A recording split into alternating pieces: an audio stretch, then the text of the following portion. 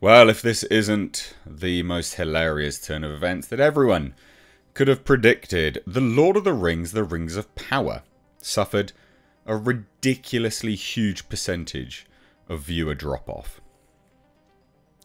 Like, ridiculously large. Now, this is funny because, of course, they touted such ridiculously high numbers when they initially released the show. Amazon Prime as well were like begging people to watch, giving it away for free, and now it's just faded off into obscurity. I mean, if there's nothing left in this show, like there's no impression that this show has made. There's no one really baying at the breath to keep it going.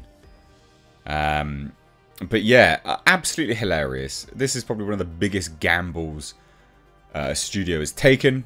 And Amazon Prime, I mean, they committed to 5 seasons for the most expensive show ever, apparently. And this show's just gone from bad to worse. And sadly, I had to watch the whole lot for you guys. So, yeah. Oh, and sadly as well, just as an FYI, sadly, a horse died on the set as well. Cardiac arrest. So, that wasn't good. And then recently, this week in fact, the Season 2 set piece in the UK caught on fire. Or some electrical thing happened as well. There was some fire brigade called out. So, shame. Could have burnt down the whole set. Obviously, provided no one gets hurt. But, burn down the whole set for all I care. So, ladies and gents, The Lord of the Rings, The Rings of Power was meant to be Amazon Prime's Game of Thrones beta. No. Not even close, ladies and gents. Not even close. I mean, House of the Dragon wiped the floor with The Rings of Power. Now, the streamer spent enough on Rings of Power for it to be reportedly the most expensive series ever made. And that's from purchasing the rights to making the show. And there must have been some embezzlement going on. Some kind of wash going on with this. Because the money, where did it go? You've got, Miss Cheeto Dust here. And all of her merry band of men essentially wearing plastic armour. It was the most cheap looking show. I don't know where the money went. Now, obviously, this article's like, oh, the question is, was the investment worth it? No, of course it wasn't. It made Amazon Prime a laughing stock. So much so as well, in terms of a bad investment and a laughing stock, that the only good element of the show, the actor who played Adar, jumped ship the moment Season 1 finished. He was like, yeah, I'm done. Bye-bye. Bearing in mind, he'd definitely be into a contract. He was just like, no, I'm done. So anyway, the prequel series, when it debuted last September, this is what I mean. Last September has no impact culturally at all. Jennifer Salk, Amazon Studios' boss, stated that it was a very culturally defining moment for the company. Where?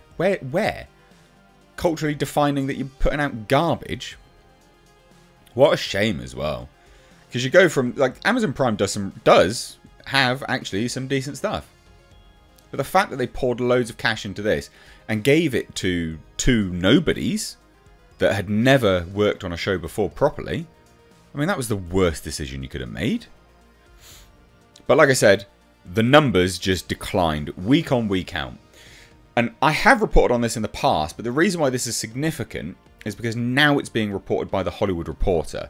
It's very unusual when with a mainstream media will report on some of the stuff that we report on here independently, because they're not independent. And what they report on, or lack thereof, does reveal where their sort of allegiances lie. And so this is quite a large thing that The Hollywood Reporter is reporting on this, because it goes to show that Amazon now, or anyway, doesn't have their sort of clause in The Hollywood Reporter. So, according to Hollywood Reporter, sources have told them that the show had only a 37% completion rate in the US. What? Oh my, that's awful. And overseas, so the rest of the world, so obviously that percentage rate would go up because you're accounting for a larger populace. 45% of people finished the series. So 37% in their biggest market, you know, that's where they want to have the biggest completion rate. 45% everywhere else. Now 50% is typically deemed okay, but not remotely good. So you're at 37% and 45%. Fucking hell. Now this article, interestingly, does note, which is funny, that Lord of the Rings: Rings of Power has done no damage to awards. No contender for any awards at all. Whereas House of the Dragon did. You know, became a contender for awards season. Isn't that hilarious? Goodness me.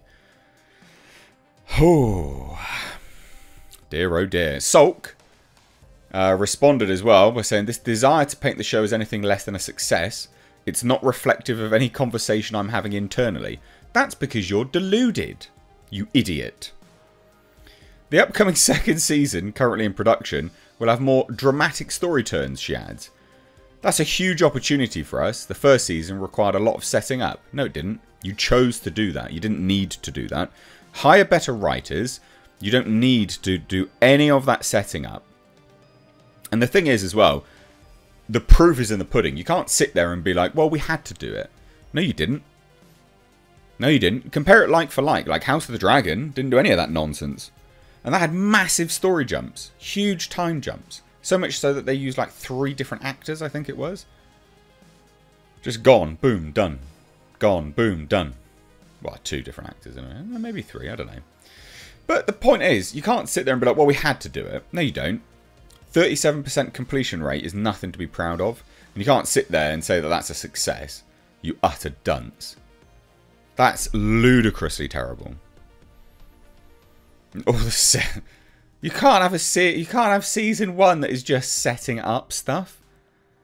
Anyway, Warner Brothers is making their own movies again now, so you're done fudged up now, mate. You're done fudged up. Rings of Power, a huge monumental failure, but they've committed to 5 seasons, so they have to keep going. It's part of their contract. So egg on your face. Hit subscribe if you're new here. Take care.